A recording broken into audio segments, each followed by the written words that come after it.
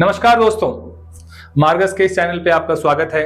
दोस्तों, मैंने आपको प्रॉमिस किया था, लास्ट ईयर से ही बता रहा हूं आपको कि मैं आपको वो बातें बताऊंगा जो कोई इस बातों को नहीं बता पाएगा। मैं इसलिए बोल पा रहा हूं क्योंकि ये अहंकार नहीं है, ये मोदी की गारंटी की बात नहीं कर रहा हूं मैं इसलिए कह रहा हूं कि आप हमारे वीडियोस जब देखेंगे, हमारे सब्सक्राइबर मत देखिए कितने हैं नहीं है, उस कंटेंट को देखिए जो मैं बोल रहा हूं और मैं जब बोलता आ रहा हूं। मैंने आपको कहा था कि जय श्री राम का नारा जो है वो एक सिद्धांतिक रूप से गलत है, जय श्री राम होना चाहिए। उस पे इलेक्शन के रिजल्ट के बाद ये बात क्लियर हो गया, दूध का दूध और पानी के पानी बिल्कुल क्लियर हो चुका है। फिर मैंने आपको बताया था कि बिहार आफ्टर 1947 में बिहार को पिछड़ा रखा जा रहा है साजिश के तहत, और बिहार में वोटिंग हमेशा 50% और 50-60 के बीच में होता है क्योंकि बाकी लोग वहां से माइग्रेटेड है।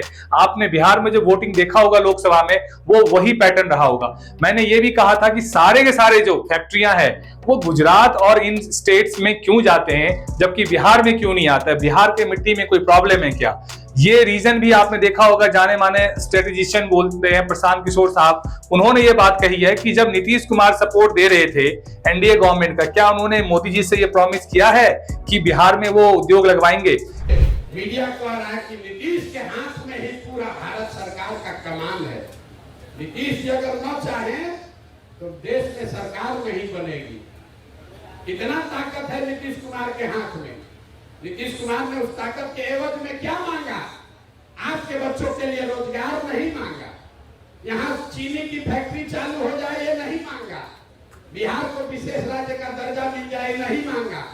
क्या मांगा कि 25 के बाद भी नीतीश ही मुख्यमंत्री रहेंगे, भाजपा वाला कर दे, सब पूरा राज्य के आदमी का इज्जत बेच दिया। ये सारी की सारी जो तथ्य हैं, जब आप हमारे वीडियोस को देखेंगे तो इलेक्शन महाकुंभ, मैनिफेस्टो, इन सब को एनालिसिस को ध्यान से देखेंगे तो आपको मेरी इंपॉर्टेंस समझ आएगी। उसमें कहीं भी एक लाइन भी गलत नहीं हुआ है।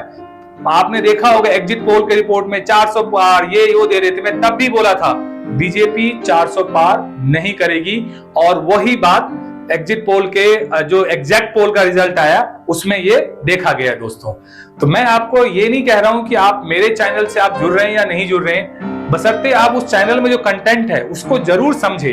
वो कंटेंट इसलिए नहीं है कि मैं किसी लाभार्थी या कहीं से इंस्पायर्ड होकर मैं बात कर रहा हूं। एज ए कॉमन मैन जो मुझे फील हो रहा है और जो मेरे 20 साल की कठिन परिश्रम है, और उस परिश्रम को मैं अपने समझदारी के साथ जब मैं किसी की बातों को एनालाइज करता हूं, उसका ये नतीजा है कि जो जो बातें मैंने आपको बताया था दोस्तों, वो सारी की सारी बातें सच हुई है। आप उसको देखें, आप उसको समझें, आपको कहीं भी एक भी लाइन आपको गलत नहीं होगा। जब मैंने 400 पार का नारा दिया था, क्या ये बीजेपी का जो नारा है उसमें कहीं ना कहीं उनकी कॉन्फिडेंस की कमी है? तो कई लोगों ने मुझे यूट्यूब पे कमेंट किया, ये तेरा बिहारी पर नेचर है, तू ये है वो है, बहुत से लोगों ने गालियां दी। मैं उस टाइम भी कह रहा था कि ये गालियां उनको जब रिजल्ट आएगा तो वो बात उनको समझ आ जाएगा। तो मैंने मैनिफेस्टो ऑफ कांग्रेस समझाया था, जिसमें कांग्रेस ने बिल्कुल खुल के कहा था कि माइनॉरिटी और SC ST को जो रिलेटेड कानून है उसका स्ट्रेंथन करेंगे। पूरा इलेक्शन मोदी जी ने उसी का प्रचार किया।